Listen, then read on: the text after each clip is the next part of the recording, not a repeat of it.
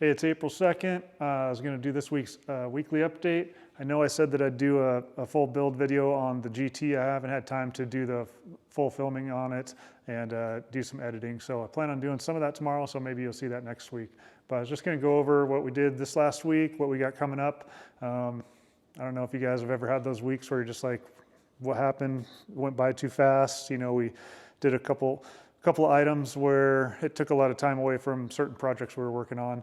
One is, we had a customer that had a truck that came in that had a leak in it.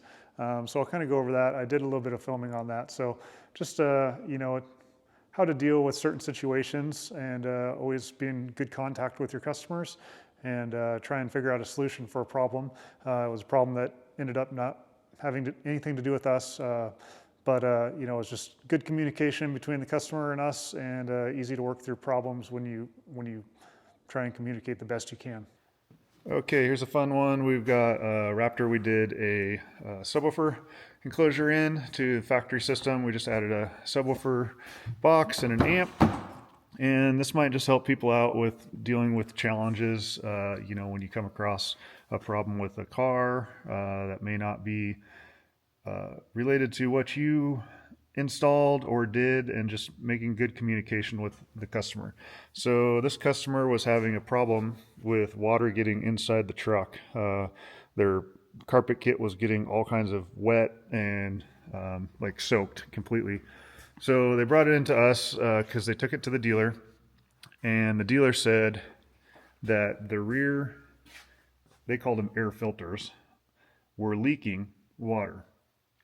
And then we had an amp rack built here, and we were mounted to all factory locations to bolts and everything. We didn't do any drilling through the outside of the truck. But they said they would not work on the truck until the amplifier was removed. So they brought it to us to just remove the amplifier and take it into Ford to get it fixed. They weren't mad or anything like that. They thought that these vents here were the things leaking, because they said they did a water test. So we pulled the subwoofer out, we pulled the amplifier out that was back here, and we could see that it was only kind of wet over on this side. So we did a little bit more digging, and then reached under the carpet, saw that it was wet on this side, but not wet on the other side. And after all that, when we started digging a little deeper, because we just wanted to make sure it was nothing that we did, all our wires went down the passenger side, and we just had really good communication with the customer throughout this whole process. And in the end, what we found is the drain for the sunroof that goes up this rear, I don't know, that's the C pillar, I guess they would call that, the furthest back pillar. This was not ever plugged in, and all the water from the sunroof was draining into the car. You can see all this dirt and stuff here where stuff was coming up from the road, and then also all the water that was draining out and was coming down this side. So we just kind of took a lot of video. Fortunately, we knew that we never had this side apart, because we only did power and ground down the passenger side and over to the amplifier. So the good news is we found the source of the problem for the customer. We pulled the carpet out, dried the carpet out, put the plug in, and we'll reinstall everything, and it'll save him a trip to the dealer again. Unfortunately, it might be out a little bit of money for us to do all this, because it is a huge job. You got to take basically the whole interior out to get the carpet out of there. So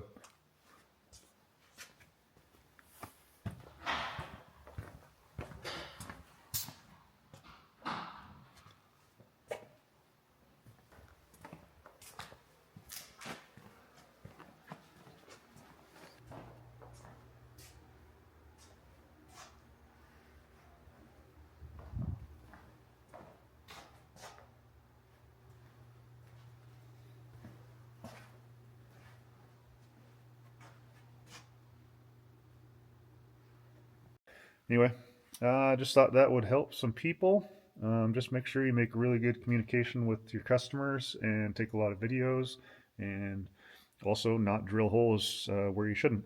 So anyway, the GT, we got it all washed up, cleaned up, ready for the customer to pick up. I think he's going to come and grab it Friday. Turned out pretty sweet, with the amount of room we had. So it's pretty fun build. So, but we're glad it's over and glad to see it go and on to the next one. I'll take you over to the boat really quick and show you a few things we did on that. And then the Bronco I showed you last week, we haven't started on that. We're waiting for kind of some factory pieces to show up because we're taking the 8-inch factory screen. It has the basic screen in there. It's like a 21 Bronco that had the smaller screen. And there's a kit available where you can order the 12-inch screen, all the accessories and stuff to add the 12-inch screen in there. So we're waiting for those to show up next week. All the audio stuff we have in stock, doing a stealth box, rear Vex 6.5-inch pods in the back, 5-channel VXI amp, Focal front speakers, and what else? I think that's about it. And then swap out the deck for the 12-inch version. So that one we'll probably get on next week. We'll have it done by the end of next week. So we'll give you a walk through that one too when it's done. But let's go check out the boat and we'll show you what we got going there. We got a few products here. This is the big inverter we're going to be putting in there. That's going to be the charger and inverter. So we'll be able to do an outlet probably over by the bar area, which will be above 2 of the 13s. We'll do an outlet, so if he wants to plug in a blender or something like that. This panel right here is one of the factory side panels. We're rebuilding this. This goes on the port side of the boat, and since on the starboard side we're getting rid of another panel that's like this that has a speaker in it, we're going to rebuild this one and put 2 speakers in it. So there's 2 speakers in the rear of the boat, other than the tower speakers that are up there. So I'll show you what we got mocked up for that.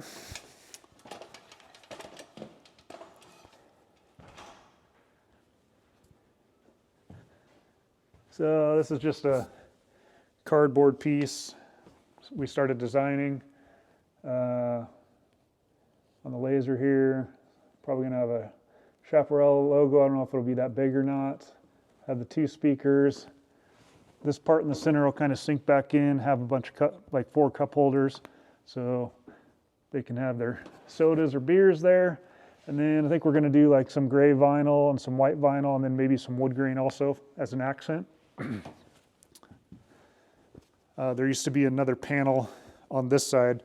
This is going to be all bar right here, so there's going to be no room for any like 7-inch speakers, or it's all going to be subwoofers under the bar. And lost a couple cup holders there, so that's why we're adding a couple on this side. I've showed you this a million times. That's all done. We actually hooked it up to the 2 factory batteries, and just kind of did some programming of the amplifiers, made sure some speakers work today. Everything's working great. Got a lot of this wiring all cleaned up. This is pretty cleaned up. There's going to be a trim panel that covers all this, but even if you pull the trim panel off, it's going to look nice and neat. This is all the wiring for the color change LEDs and all the speakers and around the subwoofers. A couple turn-on relays. I think we got a turn-on relay and then like a switch power relay right there. This little part down here, Mark machined out of a piece of plastic or Vicom. So that's kind of like a, I don't know, power and ground stud spot where you could, tie in all our fuses and relays and things like that. So in the bottom down here, we're actually going to use Battle Born lithium batteries for this build. And we recently just got set up to be a Battle Born dealer. So if you have any needs for any Battle Born batteries for your RV, boat, anything like that, off-grid cabins, things like that, we can hook you up. And we also are set up to sell the Victron product now too through Battle Born. So if you need any inverters and chargers, things like that, you'll see how we're setting this one up. It's going to be pretty cool. We're going to do 6 lithiums along the bottom, and then a little bit higher here we're going to have the power inverter, the shunt, a DC to DC charger, and then all miscellaneous like master override switch, things like that. So there's going to be a lot of things in this side of the boat, but we are trying to make it so that half the weight is over here, so the batteries and the amps are going to add up to quite a bit, and then all the subs are going to be on this side of the boat. So we're really trying to make it so the boat doesn't lean one way or the other. And I think we're going to be pretty close. So what else? This piece is still out. We still got to run some wires. This will definitely get cleaned up. That's just a bunch of spaghetti right now, but for testing. And then this will be the control center here. This is just a mock-up piece. We got some of this wood grain stuff coming, so this will be wood grain right here. So we're using the JL Audio Hideaway head unit with the MMR40 controller. We also have a transom controller on the back. This will be main volume control, epicenter control. This here will be the two of the subs on this. And then we have like cockpit and tower volume.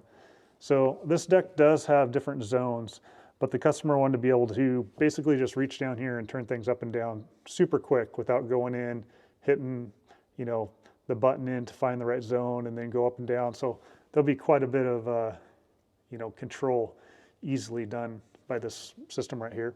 And then this piece over here is the lighting controller for the JL Audio. So all the speakers and stuff that light up different colors, you can use this to change colors. We did get the speakers changing colors today when we were testing everything with that battery that we just tossed in here. So we did get all those. We know they're all working just fine. Up here on either side of the driver and the passenger side, where these big holes are, we're going to do two M6 770s JL Audios up here. So there'll be two pair up here in the front, and then there's two pair up in the bow, and then there's going to be one pair here. I think that's about it for what we got going in this thing for now. Tomorrow, Mark is going to be working on this side trim panel. We're going to make that out of expanded PVC, which is waterproof. Basically, we make it out of that. That stuff works really well. The vinyl sticks to it once we're done. We'll wrap it in vinyl. So most of our trim panels, we always try and use expanded PVC in boats. Anyway, that's about all we got for this week. Hopefully, I'll get that video out for the GT so you can see that full build here maybe in the next week or so. And then that's the Bronco we got coming up. We also got a pontoon boat that got dropped off today. So things are rolling for the summer. If you are trying to get your boat in or anything for summer right now, if you haven't already contacted us, it might be a little too late to get it done by Memorial Day. We might be able to get you done by 4th of July, but right now we're booked out into the June area. So anyway, thanks for watching. If you like this, maybe hit subscribe or hit like, and we would appreciate it. See you next time.